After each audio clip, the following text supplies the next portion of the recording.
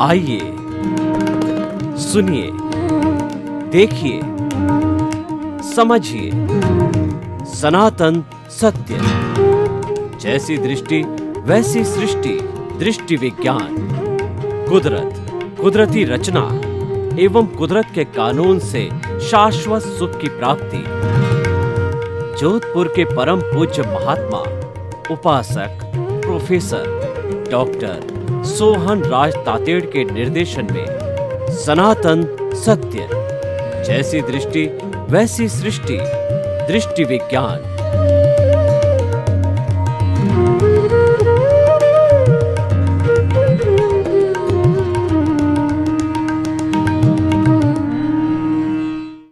आत्मविज्ञान में आपका हार्दिक स्वागत है, अभिनंदन है, सत्कार है। आत्मविज्ञान कार्यक्रम क्यों चालू किया? क्योंकि ये चैनल जो है अच्छा इंसान बनाना चाहता है, ये योगदान देना चाहता है समाज को, समाज की भलाई करना चाहता है, समाज में परिवर्तन लाना चाहता है कि अच्छा इंसान बने। पर अच्छा इंसान बने कैसे? उसके लिए आत्मविज्ञान एक होलिस्टिक कार्यक्रम है। इस आत्मविज्ञान के अंदर खुद की पहचान है। व्यक्ति दुनिया को बहुत जानता है, इंटरनेट खोलता है, एक बच्चा भी कहता है कि मैं दुनिया का बहुत बड़ा ज्ञानी पुरुष हूं, लेकिन व्यक्ति खुद को कुछ नहीं जानता। अपने खुद को दूसरे के गज से नापता है और दूसरे को अपनी गज से नापता है। ये मिथ्यात्व है, ये रॉन्ग बिलीफ है। आत्मविज्ञान आपको सही चीज बताता है, what is right, what is wrong and what should be adopted. आपकी रॉन्ग बिलीफ को समाप्त करके राइट बिलीफ बनाता है। उसी का नाम सम्यक दर्शन है, वही मोक्ष की नींव है और वही आत्मविज्ञान करता है। उसके लिए सही दृष्टि, सही सोच देता है, राइट विजन, राइट थिंकिंग देता है और नए नए विषयों के साथ एवरीडे नया नया विषय। तो आज का हमारा बहुत सुंदर विषय बुद्धि को ठीक करने के अनुसार है। बुद्धि कर्मानुसारिणी आज का विषय है। अति सुंदर विषय है। बड़ी सिंपल बात है कि बुद्धि कर्मों के अनुसार हो जाती है। कर्मों को हमने बहुत समझा है कि कर्म रज होती है, कर्म हमारे पुण्य पाप है, कर्म पुद्गल है, इसमें वर्ण होता है, गंध होता है, रस होता है, स्पर्श होता है, एक एक परमाणु की संख्या है। और ये चतुस्पर्शी प्राणी, अष्टस्पर्शी प्राणी तो स्थूल होते हैं, चतुस्पर्शी जो है परमाणु, जो कि कॉस्मोस से जो है मन वचन काया जो प्रवृत्ति करते हैं, तो टानती है, ये खींचती है और खींच करके जो भीतर कषाय विराजमान है, जो कार्बन शरीर है, आत्मा के साथ में फेविकॉल से लगा हुआ है, वो खींचता है। मन वचन काया तो सिर्फ प्रवृत्ति करती है, उनकी ड्यूटी फिनिश, और वो परमाणुओं को ला करके और राग द्वेष के साथ कार्बन शरीर को सौंप देती है। और ये पुनरावृत्ति चलती रहती है। कर्मों का बंध होता है, कर्मों की निर्जरा होती है, यानी कर्मों का उदय होता है, कर्म झड़ते रहते हैं। तो आज हम बात करेंगे कि बुद्धि कर्मानुसारिणी, यानी कर्म का उदय काल, जिसको कि गीता की भाषा में प्रारब्ध कहते हैं। कर्म तीन तरह के होते हैं, प्रारब्ध, क्रियमाण और संचय। जो प्रारब्ध होता हमारा उदय काल है, हमारा प्रेजेंट है, जिसके अंदर कर्मों की परतें खुल रही है, भोग भोगा जा रहा है कर्मों का। और संचित का मतलब होता है हमारा कार्बन शरीर, जो अचेतन मन है, वेयर हाउस है, जिसमें छिपी हुई हमारी भावनाएं, छिपी हमारी इच्छाएं, 8 तरह के कर्म जो पड़े रहते हैं, वो संचित कर्म हैं। और क्रियमाण, यानी हम जो ये कर्मों का जो उदय भाव है वर्तमान में चल रहा है, उसके ऊपर कैसा रिएक्शन करेंगे, उसके साथ में कैसे भाव रखेंगे, उसके साथ में राग द्वेष रखेंगे, तो फिर नए कर्मों का बंध होगा। वो क्रियमाण कहलाता है, वो भविष्य की बात है। उदय काल वर्तमान का है और संचित है भूतकाल का, जो संचय किया हुआ है और साथ लेके चलते हैं। आत्मा हर वक्त अपनी प्रॉपर्टी, देखिए कौन चुरा सकता है? व्यक्ति चिंतित क्यों रहता है कि मेरा बैंक बैलेंस है, मेरा लॉकर है, मेरा गहना घर में रखा हुआ है, कोई चोर चुरा लेगा, कोई गवर्नमेंट रेड मार देगी। लेकिन आत्मा कितनी पक्की है कि अपने कारमन शरीर को भव भवांतर में साथ लेके जाती, पीछे कुछ नहीं छोड़ती है। जैसे कि हम कहते हैं ये शरीर जब जाता है, एक तीब भी, एक सुई क्या, एक सुई का कण भी साथ में नहीं जाता है। तो कारमन शरीर पूरा लेके जाती है आत्मा। वो रिपीट होता है। जो लोग सरकारी नौकरी करते हैं, तो सरकारी नौकरी में जब व्यक्ति एक पद से, एक जगह से दूसरी जगह ट्रांसफर होता है, तो LPC होती, कुछ नहीं ले जाता, वो एक पन्ना होता है जिसको लास्ट पे सर्टिफिकेट दिया जाता है और वहाँ ज्वाइन करता है, उसके अनुरूप उसको नौकरी मिलती है। तो ये LPC साथ लेके जाती है आत्मा, कुछ नहीं छोड़ती पीछे। और जन्म जन्मा, क्योंकि वो मासलेस पार्टिकल है कर्म, वो साथ लेके जाती है, उसके अंदर घटबढ़ होती रहती है, उसके अंदर उदय होता है, संचय बंद होता है और निर्जरा होती है, जड़ते हैं। तो हम अभी विषय जो ले रहे हैं, बुद्धि और कर्म के संबंध को मिला रहे हैं। पिछले एपिसोड के अंदर हमने कर्म और जीन्स का संबंध मिलाया, अभी हम कर्म और बुद्धि का संबंध मिलाते हैं। तो जैसे कर्म उदय में होते हैं, उस कर्म उदय के साथ साथ में क्या होता है कि हमारे मन वचन काया जो है वो एक्टिविटी करते हैं, हमारी इंद्रियां एक्टिविटी करते हैं। तो इंद्रियां बाहर से विषय लेके आती है, वो विषय जो मैनेजर साहब जो मन है उसको दे देती है। मन के दो कार्य होते हैं, एक कार्य होता है कि जो इंद्रियों के द्वारा विषय प्राप्त होते हैं उस पर संयोजना करना, और दूसरा कार्य होता है कि भूत की जो है वो स्मृति करना, वर्तमान का चिंतन करना और भविष्य की कल्पना करना, ये सारा मन का कार्य। लेकिन मन इन सब को लेके बुद्धि को दे देती है, बुद्धि को जज का स्थान दिया गया है, बुद्धि जजमेंट करती है। अगर बुद्धि सद्बुद्धि है, अच्छा जजमेंट देती है, कुबुद्धि है तो बुरा जजमेंट देती है। लेकिन बुद्धि भी बेचारी क्या करे, उसको सद और कुबुद्धि बनना उसके हाथ में नहीं है, वो तो कठपुतली है।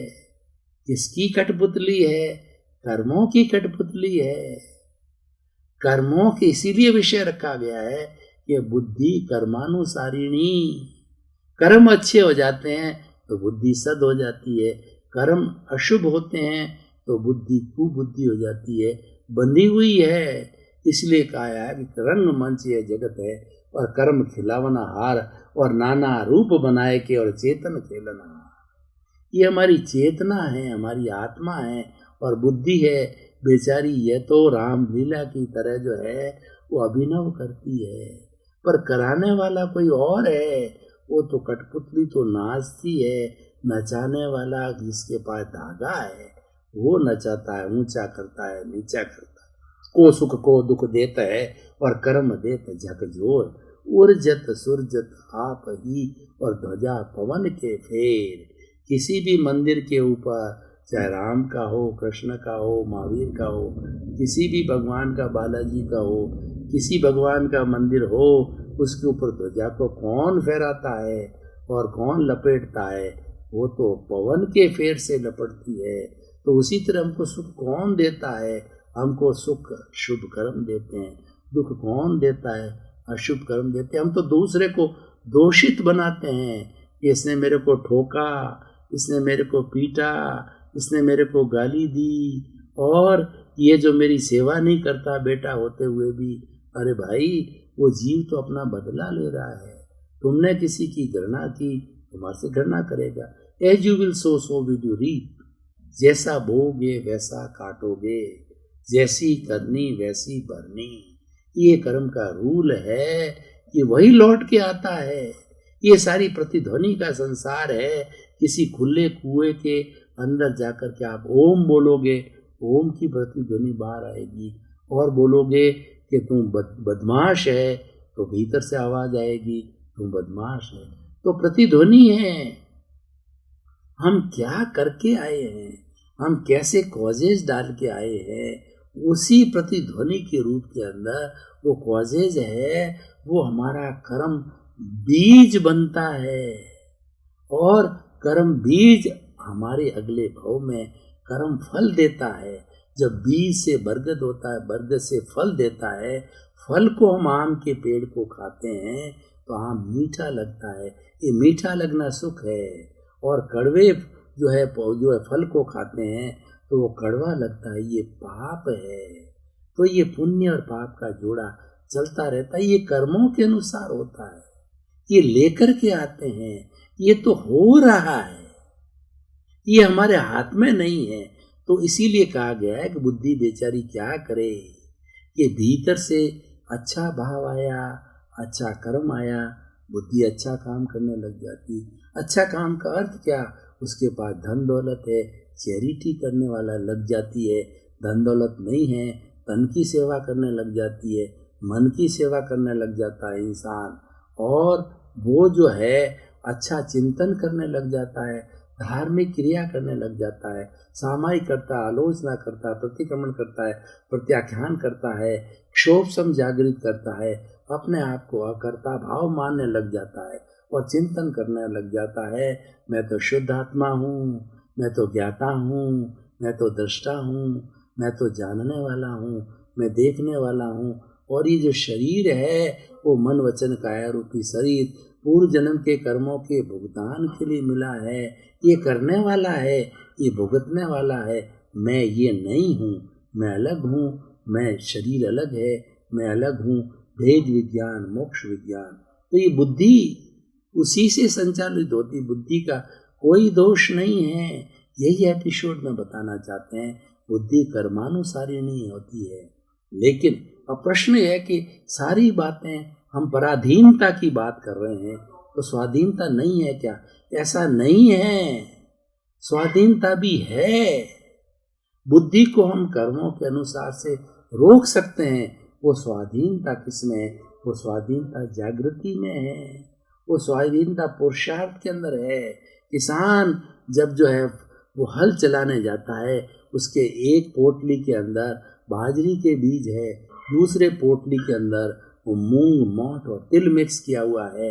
अब वो स्वतंत्र है, वो कौन सा बीज डाले, लेकिन एक बार डाल दिया और उसके बाद में कहे मेरे से गलती हो गई, मैंने तो बाजरा डाल दिया, मुझे तो मूंग मोठ तिल का मिक्सचर चाहिए, तीनों ही चीजें मुझे चाहिए, फिर कुछ नहीं हो सकता। अब वो स्वतंत्र हो गया। स्वतंत्र कौन था? जागृति में स्वतंत्र है। जागृति मैंने आपको बताई, आत्मचिंतन करना जागृति है, प्रज्ञा को जागृत करना जागृति है, समता भाव में रहना जागृति है, 5 आज्ञा के अंदर रहना जागृति है, संवर करना जागृति है, अच्छाई के पलड़े में रहना जागृति है। बुराई तो हो रही है, उसमें आप क्या करो? ये तो लेके आए हो, ये तो हो रहा है, उसको कुछ नहीं कर सकते आप तो क्या कर रहा हूं, वो जागृति है। होना जागृति नहीं है, वो प्रतंत्रता है। करना जागृति है, तो जागृति में रहिए। ये पुरुषार्थ है, ये आपके हाथ में, ये स्वतंत्र है। पुरुषार्थ करोगे तो आप जो अपनी बुद्धि को जो है अच्छी तरफ मोड़ सकते हो। जैसा मैंने आपको पहले बताया था कि शुभ और अशुभ भाव भीतर से आते हैं। जो व्यक्ति जागृति में रहता है, जो व्यक्ति क्षोभ सब में रहता है, जो व्यक्ति आत्मचिंतन करता है, जो व्यक्ति आत्मविज्ञान को जानने वाला है, जिसकी सही दृष्टि सही सोच है, राइट विजन राइट थिंकिंग है, तो ज्ञान को अप्लाई करेगा। ज्ञान को अप्लाई करने का अर्थ यह है कि हमारे गंगोत्री से अशुभ भाव आ रहे हैं, लेशाएं आ रही है। कौन सी लेशा? कृष्ण नील और कापोत लेशा आ रही है, वो डल कलर की, काली नीली और जो कबूतरी कलर की आ गई है। हमको मालूम पड़ गया कि ये आ रही है, क्योंकि हमारे से कोई छुपा नहीं है, क्योंकि भीतर प्रभु है, प्रभु से कोई चीज छुपी नहीं है। जब ये आ रही है तो हमारी जागृति किसमें है? हम जागृति कर सकते हैं, पुरुषार्थ कर सकते हैं। हमने उसके सामने शुभ लेशिया को खड़ा किया। हमारे किसी घर के अंदर किसी भी बदमाश व्यक्ति ने कब्जा करने के लिए एक दादे को बिठा दिया और हमारी ताकत नहीं उस दादा से लोहा लेने लड़ने की, लेकिन हम जागृति रख सकते हैं। वो क्या जागृति है? हमने उससे बड़े दादे को खड़ा कर दिया घर में, तो बड़े दादे को देख करके छोटा दादा भाग जाएगा, यानी हमारा क्षोभ सम जागृत हो गया।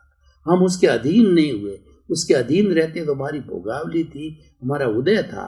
हमने जागृति की, बड़े दादे को खड़ा किया, तो शुभ भाव है, बड़ा दादा है। तो छोटा दादा जो अशुभ भाव आ रहा है, बड़े दादे को शुभ भाव को देख करके वो भाग जाएगा। भाग जाने का अर्थ यह है कि भुगतान तो होगा, वह आत्म प्रदेशों में भोग लिया जाएगा। आपको मैं उदाहरण के द्वारा पेश करना चाहता हूं कि बुद्धि को हम कैसे सद्बुद्धि बना सकते हैं, कर्मों के अधीन नहीं रख के। देखिए, एक व्यक्ति को कैंसर का पीड़ित है, भयंकर वेदना चल रही है, और उसके अंदर वो तन्मयाकार हो जावे, उसमें घुल मिल जाए, तो चिंतन करेगा ये दर्द हो रहा है।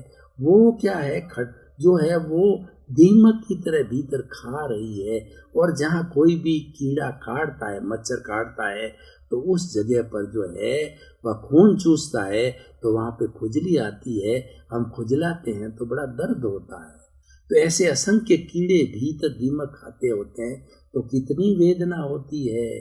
दीमक एक अच्छी नई लकड़ी को खा जाती है, तो वो शरीर के एक एक अंग को काटती है, तो कितना दर्द होगा। अब देखिए, हम सम्यक दर्शन की बात कर रहे हैं, हम भेद विज्ञान की बात करते हैं, तो हमने क्या किया कि एक अच्छा टेप रिकॉर्डर लगा दिया। उस टेप रिकॉर्डर को 10-12 घंटा चलेगा, प्रभु की स्तुति करेगा, और जो मरीज है उसकी इच्छा वाले भजन सुनाए, चाहे राम के सुनाओ, कृष्ण के सुनाओ, महावीर के सुनाओ, 24 सुनाओ, आराधना कराओ, कोई भी अच्छे भजन जो उसको लगते हैं, तो उसके अंदर वो भजनों में तन्मयाकार हो गया। तो भीतर दर्द चल रहा है, वो दर्द अपना काम कर रहा है, वो तो मौन से उसको नींद आ जाती है, भजनों में लुप्त हो जाता है। घंटा, 2 घंटा, 4 घंटा, 6 घंटा भीतर चल रहा है, उसकी विस्मृति हो जाती है। अब ये देखिए, ये विस्मृति जो हमने कराई, ये उसको धार्मिक प्रवृत्ति में डाला, उसको भजनों के अंदर डाला, तो ये सारी धार्मिक प्रवृत्ति है, ये हमारी उदीर्णा है। हमारे जो कर्म उदय में आ रहे हैं, उस कर्म उदय को जो है हम इनवाइट करते हैं, सब आइए, जल्दी आइए, मुझे मुक्ति जाना है। क्योंकि एक एक कर्म का छुटकारा जब तक हिसाब पूरा नहीं करेंगे।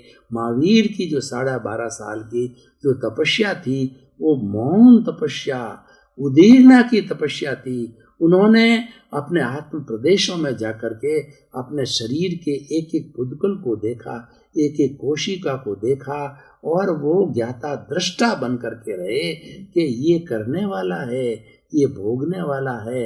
और जितने जितने कर्मों की उदीर्णा की, इनवाइट किया कि कानों के अंदर कीड़े ठोके, संगम ने एक रात्रि के अंदर मारणांतिक जो है कष्ट दिए, और कई ग्वालियों ने भगवान के दोनों पैर जो ध्यान में, जब वो जो ध्यान कर रहे थे अपने शरीर के पुद्गल को देखने का, उन्होंने 12.5 वर्ष के अंदर अपने शरीर के पुद्गलों को देखा। उन्होंने बाहर कुछ नहीं देखा, दुनिया को नहीं देखा, उन्होंने भीतर क्या चल रहा है, मेरे कर्मों का उदय क्या कर रहा है, मैं ज्ञाता दृष्टा हूँ, शरीर अलग है, ये भुगतने वाला है, ये करने वाला है, मैं तो अनंत ज्ञान वाला हूँ, मैं तो अनंत दर्शन वाला हूँ, अनंत शक्ति वाला हूँ, मैं तो सुख का धाम हूँ, मैं तो देख रहा हूँ। ये महावीर का शरीर का जो पुद्गल है, उसको मात्र देख रहा हूँ, जानो।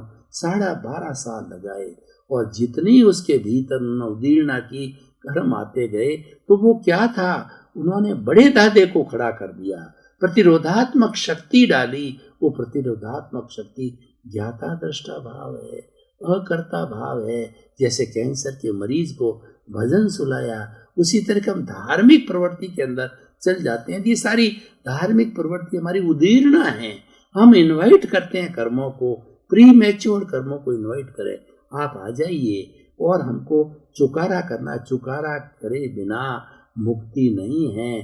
कोई व्यक्ति अगर दिवालिया हो गया है, उसको साहूकार बनना है, तो जिस के साथ में लेन देन है, ये बात अलग है।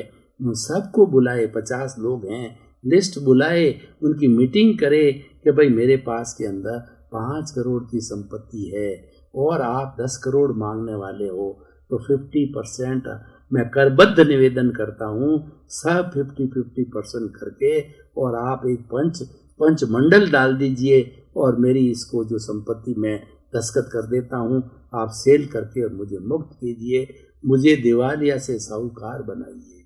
तो हमारी सारी धार्मिक कार्य यही है कि 84 लाख जीवा योनि के प्राणियों से हमने किस किस को कष्ट दिया है, किसको दुख दिया है, उन सबको आह्वान करिए। उनको आह्वान किया जा सकता है क्योंकि हमारी जो आत्मा है, ये आत्मा जो है शुद्ध आत्मा है और अगले की भी आत्मा है, वो शुद्ध आत्मा है, तो वो हमारी बात को जानता है टेलीपैथी से, और उसको अव्ययवाद आत्मा कहते हैं। सारी आत्मा अव्ययवाद है, उसकी मूल आत्मा के अंदर दुख देने की प्रवृत्ति नहीं है। आप उसका ध्यान करो, उसका आह्वान करो, अप्रत्यक्ष रूप से सारी हाजिर हो जाती है। उनसे प्रार्थना करो शुद्ध हृदय से, बच्चा बन करके कि मैंने जो आपको कष्ट दिया है मुझे क्षमा करो, क्षमा करो, क्षमा करो, और सब मुझे एनओसी दो, मैं आप सबको एनओसी देता हूँ। तो ऐसा करने से क्या होता, हमारी बुद्धि ऑटोमेटिकली वो कर्मों के अनुरूप चल रही थी, तो हमने उदीर्णा किया, हमने जो है जो चल रहा है उसको ज्ञाता दृष्टा से भेदा, तो बुद्धि सद्बुद्धि हो जाती है। जो कुभाव आ रहे थे वहाँ पे हमने शुभ विचारों को, शुभ भावों को खड़ा किया, तो अशुभ भाव शुभ में बदल गए, और अशुभ भाव का भुगतान निश्चित होगा। पर वह आत्म पर देखिए, 2 बातें अवश्य समझिए कि हमारे 2 तरह के भुगतान होते हैं।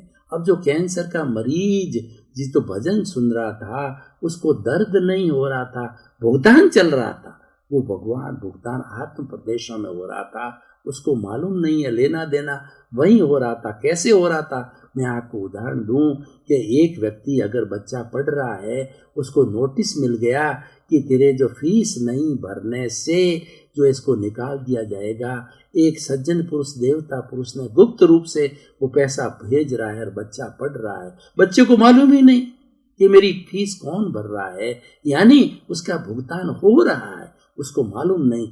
ठीक उसी तरीके से हमारा भुगतान आत्म प्रदेशों में हो रहा है। शरीर को कष्ट नहीं होता है, शरीर के साथ जुड़ने से, आर्त ध्यान करने से, शरीर से तन्मयकान होने से शरीर को दुख की अनुभूति होती है। आत्मा तो अशरीरी है, वो तो भोग अपने आप, वहाँ पे भुगतान होता रहता है। भगवान महावीर की 12.5 वर्ष की साधना है, आत्म प्रदेशों की साधना थी, आत्म प्रदेशों में चले गए, सारा उनको शरीर में चाहे कीले ठोके, चाहे संगम देवता ने पछाड़ा, चाहे हाथियों से जो है दंत का नाग से डसाया, उनको सर्पों से डसाया, चाहे जो उनको बिच्छुओं से डसाया, लेकिन वो भुगतान आत्म प्रदेशों में थे, शरीर की अनुभूति में नहीं थे। भाई और बहनों, आपका बहुत बहुत धन्यवाद। आप जो आत्मविज्ञान कार्यक्रम देख रहे हैं, बहुत सुंदर कार्यक्रम है। आपकी बुद्धि को, कुबुद्धि को सुबुद्धि में बदलने का है। ये संस्कार देने वाला कार्यक्रम है। बच्चे देखे, बूढ़े देखे, युवा देखे, महिलाएं देखे, युवती देखे, नेता देखे, लेखक देखे, सभी को अच्छे विचार देने वाला है, क्योंकि ये स्वयं पर बनाया हुआ है। ये दूसरे के देखने के लिए नहीं बनाया है, खुद के दोषों को देखने के लिए कार्यक्रम बनाया गया है। दूसरे के दोष तो हम बहुत देखते हैं, दूसरे को दोषित बहुत देते हैं, दूसरे पर दोषारोपण बहुत करते हैं, लेकिन आत्मविज्ञान में जो है हमें खुद के दोष देखने हैं, किसी को दोषित नहीं देखना है। खुद के दोष देखेंगे तो हमारी सफाई होगी, हमको राइट विजन मिलेगा, राइट थिंकिंग मिलेगी, साइंस ऑफ सोल मिलेगा, और हमारी रॉन्ग बिलीफ हट के राइट बिलीफ होगी। इसी क्रम में आपका जो है वो जीवन आनंदमय हो, मंगलमय हो, सुखमय हो। आपके प्रति मंगल भाव।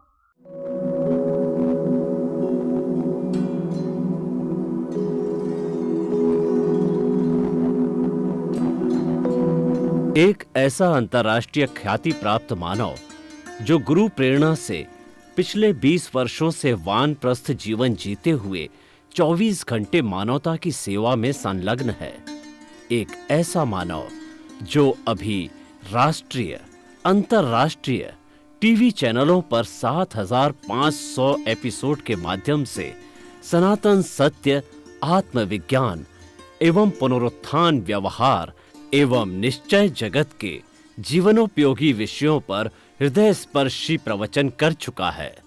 उस मानव का नाम है महात्मा उपासक प्रोफेसर डॉक्टर सोहन राज तातेड़। प्रोफेसर तातेड़ द्वारा योग, दर्शन, शिक्षा विषयों पर रचित पीएचडी स्तर के 250 शोध ग्रंथ भारत के 100 प्रतिष्ठित विश्वविद्यालयों में शोधार्थी पढ़ रहे हैं तथा वे सभी शोध ग्रंथ वहां की सेंट्रल लाइब्रेरियों में उपलब्ध हैं। महात्मा सोहन राज ने अभी तक हजारों स्कूलों, कॉलेजों, विश्वविद्यालयों एवं संस्थाओं में सेमिनार, वर्कशॉप, कैंप लगाकर लाखों विद्यार्थियों को योग, दर्शन, शिक्षा का प्रशिक्षण देकर उन्हें सुसंस्कारित किया। डॉक्टर तातेड़ ने भारतीय संस्कृति उत्थान के 4000 से अधिक समसामयिक विषयों पर आर्टिकल लिखकर ऑनलाइन जर्नल, पत्रिकाओं, वेबसाइट्स पर प्रकाशित किया, जिसका उपयोग लाखों पाठक कर रहे हैं। उपासक तातेड़ के 5000 से अधिक आज का सुविचार, आज का शुभ संदेश, आज का मंगल भावना योग आदि चिंतन websites, Twitter, blogger, Facebook, YouTube माध्यमों से लाखों लोग अपना जीवन निर्माण कर रहे हैं। मानवता के मसीहा ऐसे महामानव महात्मा सोहन राज तातेड़ के प्रोफाइल को अभी तक विश्व के 20 लाख दर्शक यूट्यूब पर, 12 लाख गूगल पर एवं लाखों दर्शक फेसबुक, ब्लॉगर, ट्विटर और इंस्टाग्राम पर देख चुके हैं।